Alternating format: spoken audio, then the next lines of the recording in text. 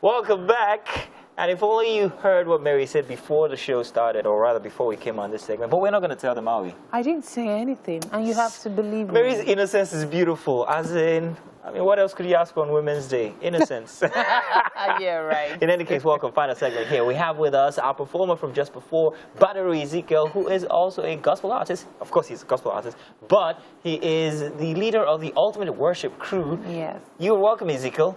Eze Blaze. Eze Blaze, though. It's Eze Blaze. Yeah. Nice Even to though have you it's on. Ezekiel. Okay, so it's Eze Blaze. Exactly. So how Yes. did the blaze come about? Okay, it came from when I was reading the Bible one time, and the meaning of Ezekiel is God's strength. Yeah. So I read about imputing fire in my bones. So I call myself God's strength who has more fire. Nice. That's Eze Blaze. I like. That's God's beautiful. strength who has more fire. Wow. Now, you're not just used to singing by yourself. Apparently, you're also a choir master. Sorry.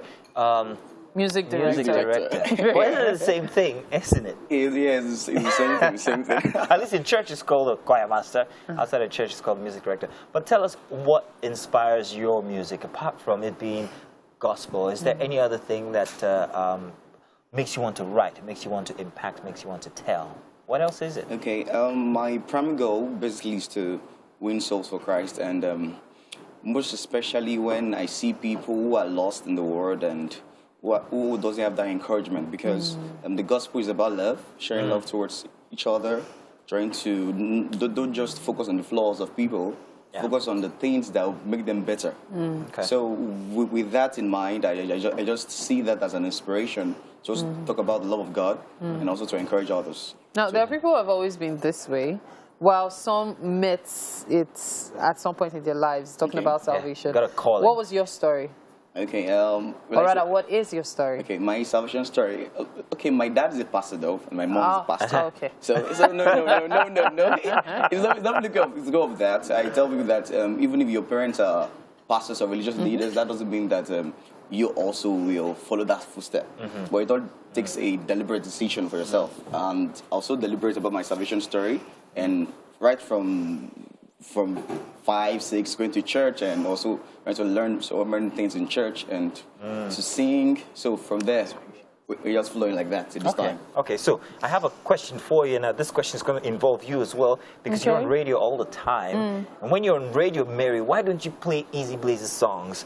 Why do you reserve them for Sunday mornings? And how does that make you feel? She's going to answer. Well, how does that make you feel when gospel music is restricted to just Sunday mornings on radio or on media generally? Do you think that it's something that people should actually listen to all the time? Yes, people should listen to gospel music all the time, because majorly that is really the bedrock of salvation. That's the bedrock of everything we are called to become, because now everything about the gospel is about love, sharing each other, talking about things around, and also associate with people more than even your own cliques. Let me put that way. You know, there are some people that are believers that just share themselves with themselves alone.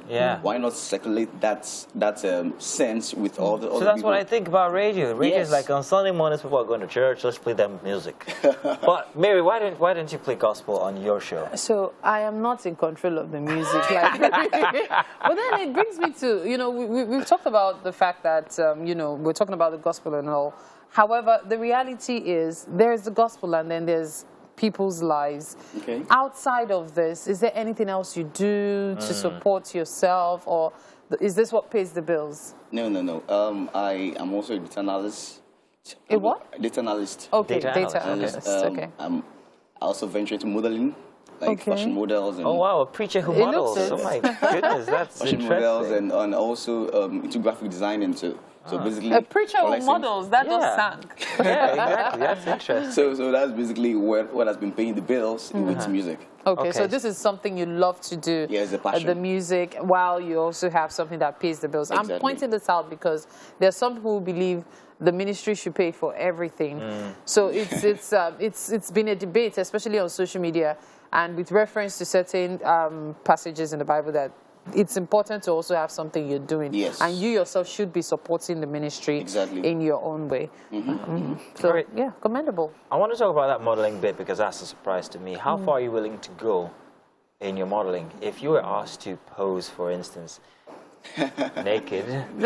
No. You wouldn't? No. I'm not done with my question. Okay. And the bill was $2 million. Okay. Which you could donate to the ministry.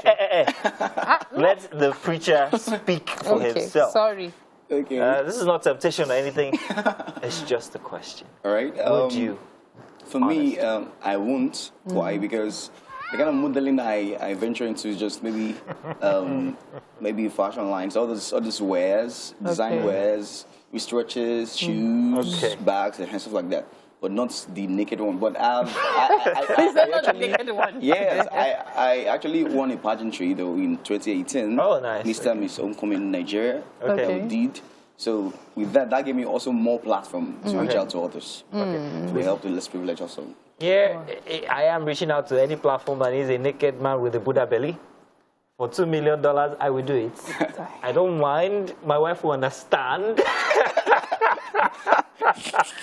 But really, I'm actually finding you exemplary, especially when it comes to the faith.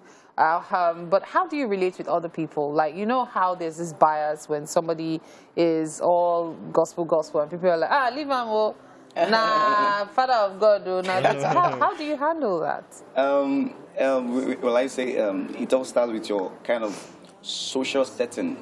Now, even as a gospel artist, that doesn't mean you don't relate to others. I've also talked with secular artists upcoming ones that we can relate to each other and also try to bring about ideas that could help you understand yourself better. So relating with them like that, sometimes even without you seeing me, you will think that, okay, this guy is this pompier guy, this great guy, this what's up guy. But when now you're okay, he's a gospel artist, are you sure? Are you?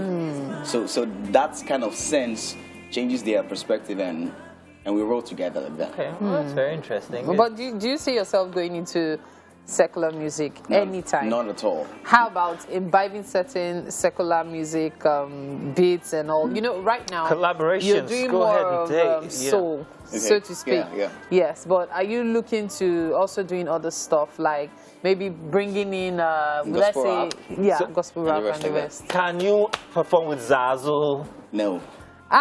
You could do it like gospel, No. Come on, give it a try. You have to bring the sheep to the Lord. No. Well, in any case, let's bring you some food. Come on over here, man. Come on over. Let's take it to the kitchen.